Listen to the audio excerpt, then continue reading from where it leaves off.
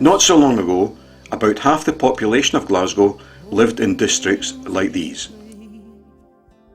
Whole families were squeezed into a single room. From these overcrowded and often unsanitary conditions, the children escaped into the streets and used the rat-infested back courts as playgrounds. When things get this bad, all that can be done is to pull the houses down and build elsewhere. And that's what happened. From the early 1950s, brand new schemes, such as Cranhill, sprung up around the fringes of the city. Everything was brand new, crackling with hope and optimism. Father and myself used to take the dog out on the green bus. At that time, this is going way back pre-1950, no corporation buses ran along that far along Edinburgh Road. It was the green bus that went to Shedleston and Coatbridge, etc. that you had to take. And got off just across from, more or less across from Lightburn Hospital. And the wee bungalows were there on the Edinburgh Road, you know, on that side. Basically, where the gate now is that leads into the park.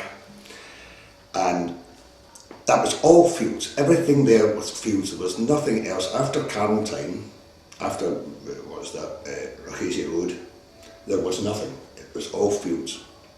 And there were cattle in the fields, cows grazing in the fields. And of course that was another secondary reason why we went, possibly that was the primary reason why we went out there, was we had geraniums, and my father fancied getting some of the coo dung for those geraniums. The coos was my life. My life revolved around the coos. I started working at Cartcraig, left on the Friday and started on the Saturday morning. But I was always up there anyway because I loved working with animals.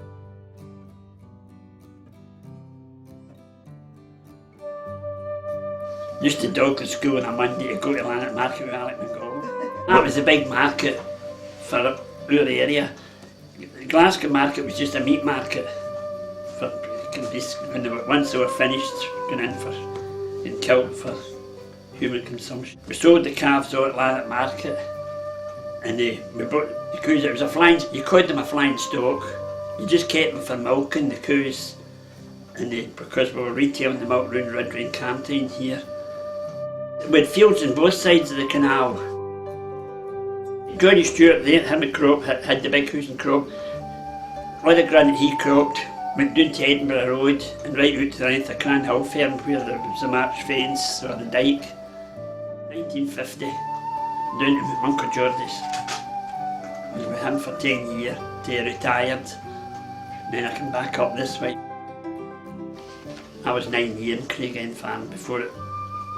No, it was that motorway road. It wasn't the motor road itself, it was a slip road down into Rochesy, right where the fair buildings was, and that's how I had to shift. We were top flat in Dunn Street in a single end, the four of us, and like that, overcrowded and living in these kind of conditions, and then they get the chance of this new house in Cranhill, and it was great.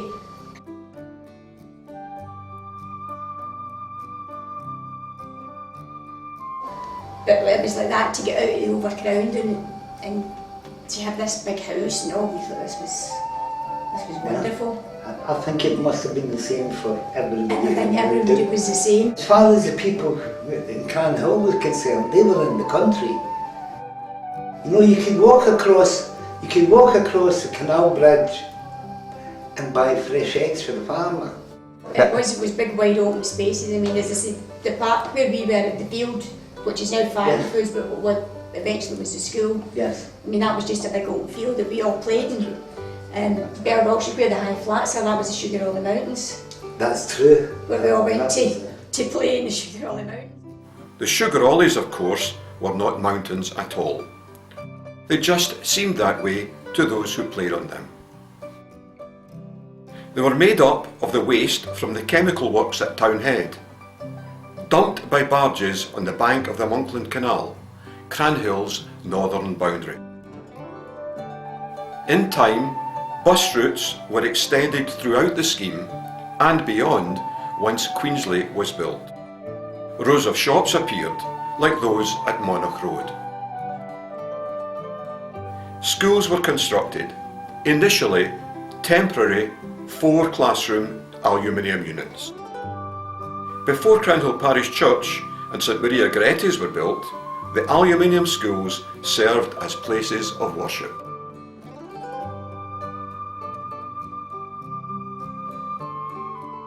At its peak, Cranhill boasted 2 secondary schools, 4 primary schools and 2 nursery units.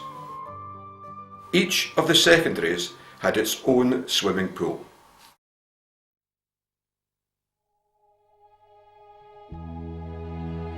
By the late 1970s, it appeared that the hopes and dreams of Cranhill's first tenants had been realised. A community had been created.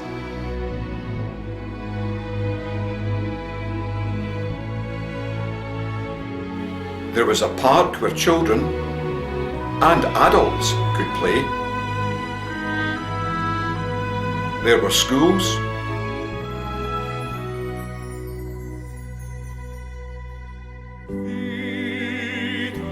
There was a church and a chapel where people could worship.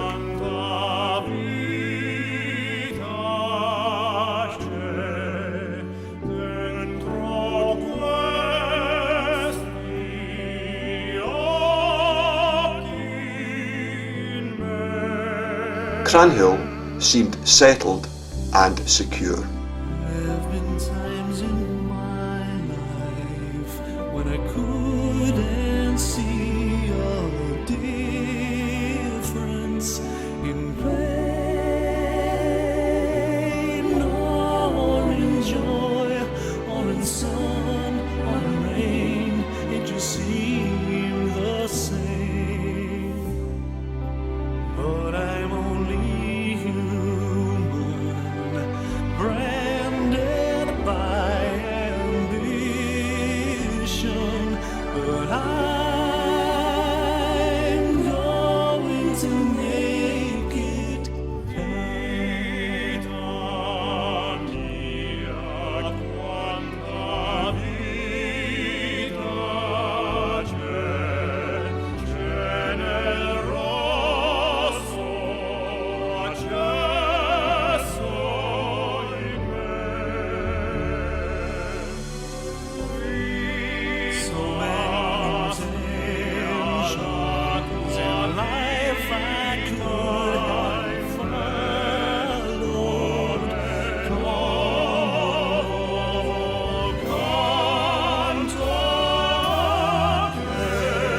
Sadly, this peace and tranquility was all too soon to be disturbed.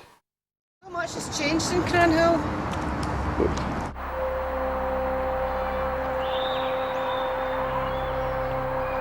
So much has changed. This used to be St Modens Primary School. Regrettably, much of Cranhill's housing stock fell into decay faster than the old tenements had done. Once again, the only answer was to knock the buildings down. Langness Road, there was loads of tenements up here, and straight up to the top of the street was Skerryvore Road, and that was full of tenements as well. I had a great time there because right across the road was a school. That was St Gregory's School. And you had them playing football and other games in the fields, and plus you could see if your son and daughter was going to school or if they were dogging it. Sections of the scheme became impossible to let. Part of the problem lay with the construction of the houses themselves. The materials with which they had been built, including the metal window frames, made them cold, damp and very expensive to heat. By the dawning of the new millennium, much of old Cranhill had changed beyond recognition.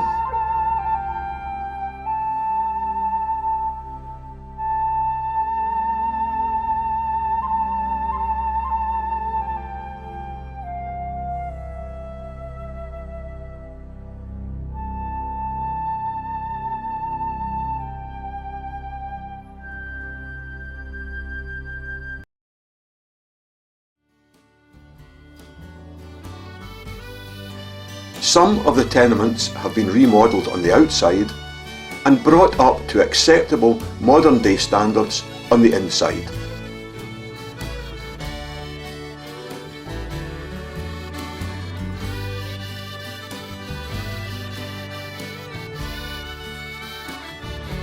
The high flats have also been refurbished. Their iconic glass tops are illuminated at night.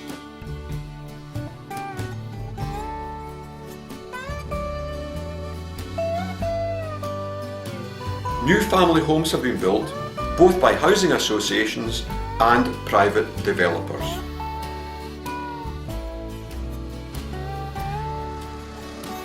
This is one of the new streets in Cranhill, Belrock View. It was built in the back field between Belrock Street and Belrock Crescent.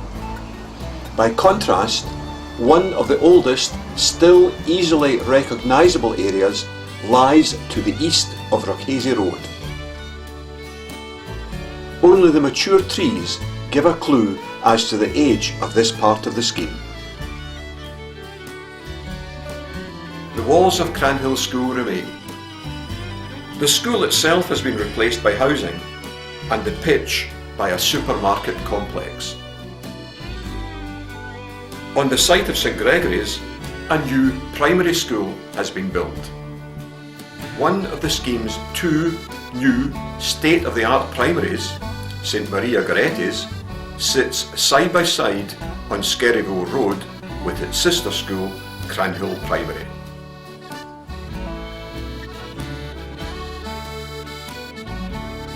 The Cranhill Development Trust, working with a range of partners, including the two churches, provides a hub for a wide range of learning and leisure activities.